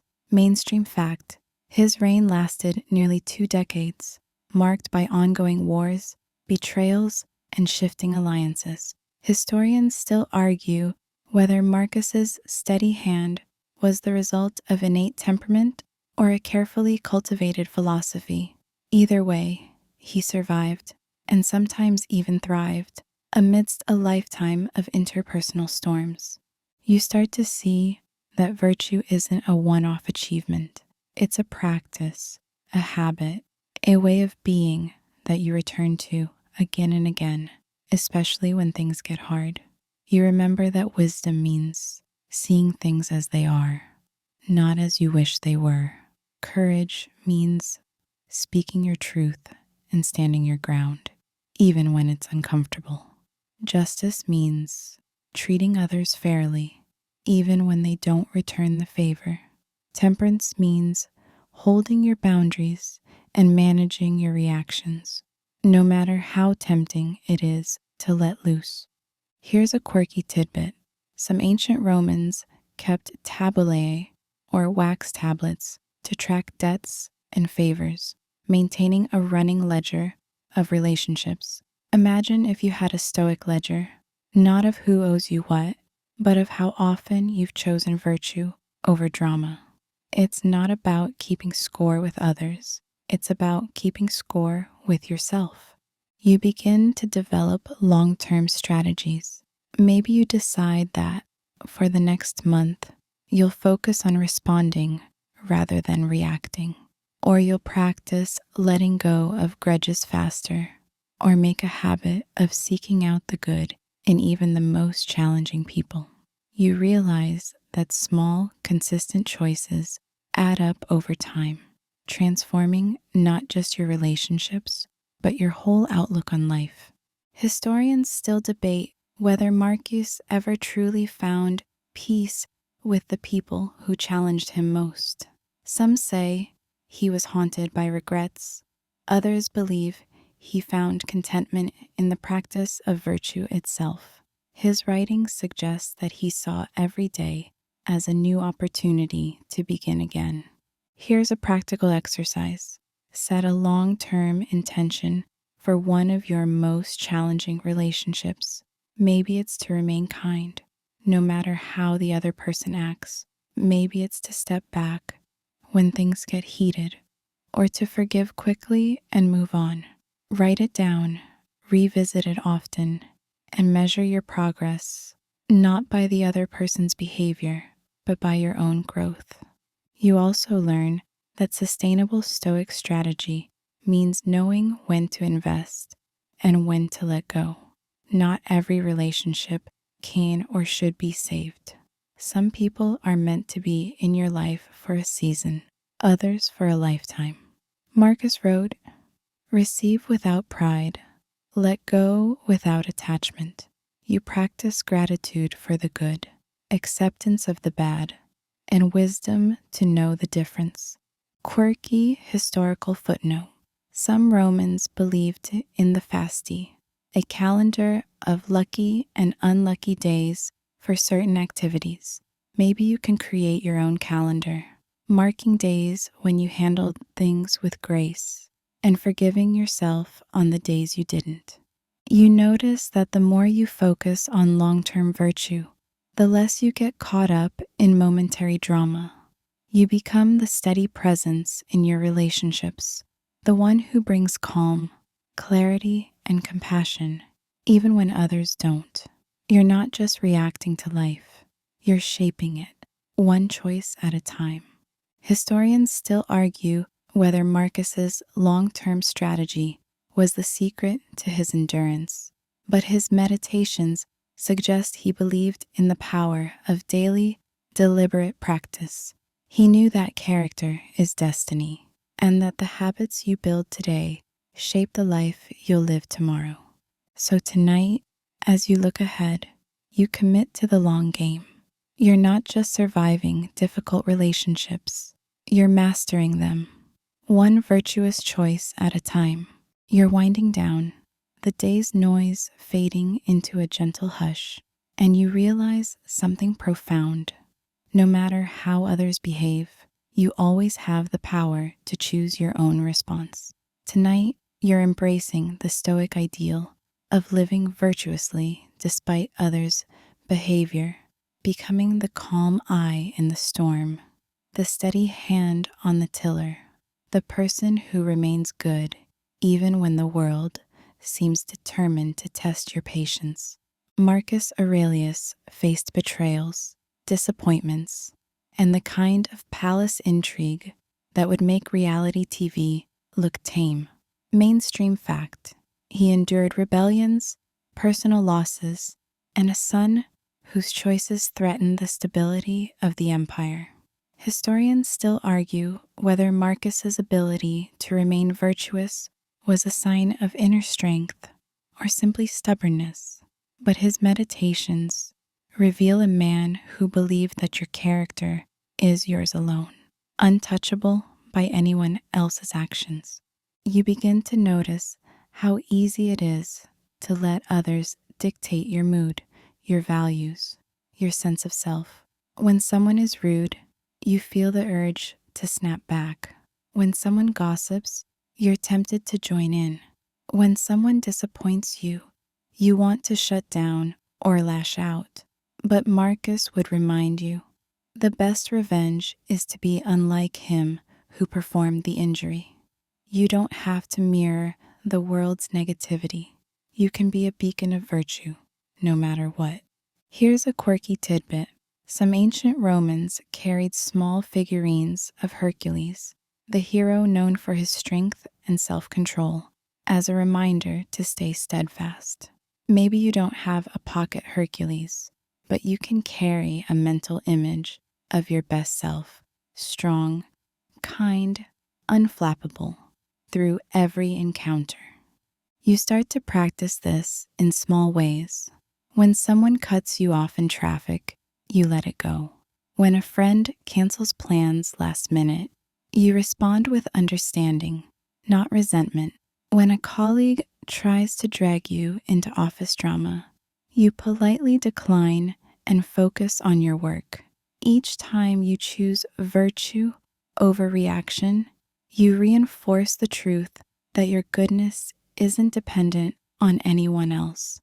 Historians still debate whether Marcus ever lost his cool behind closed doors, but his writings suggest he saw every challenge as a chance to practice virtue. He knew that the world would never be perfect, but that didn't mean he had to lower his standards.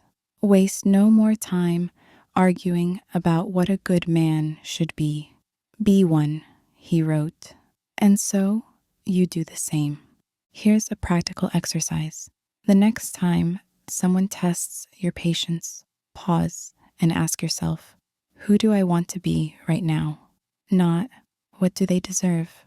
Or, how should I get back at them? But, what kind of person do I choose to be?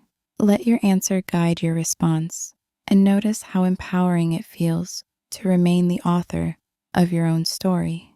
You also learn to forgive yourself when you slip. No one is perfect, not even emperors. When you react poorly, you reflect, learn, and try again tomorrow. Marcus wrote his meditations as reminders to himself, not declarations of perfection. You realize that virtue is a practice, not a destination. Quirky historical footnote. Some Romans believed that the goddess Concordia brought harmony to families and communities. Maybe you can invoke a little Concordia in your own life, bringing harmony not by controlling others, but by mastering yourself. You notice that the more you focus on your own virtue, the less you're affected by others' behavior. You become the calm in the chaos, the steady presence others rely on. You're not just surviving the world's drama, you're transforming it, one choice at a time. Historians still argue whether Marcus's commitment to virtue changed those around him, but his legacy endures. He showed that, no matter what, you can choose to be good. And in a world that often rewards cynicism, that's a radical act of hope. So tonight, as you settle in, you remind yourself you are the master of your own character. No one can take that from you. You're not just surviving, you're living virtuously, one mindful moment at a time.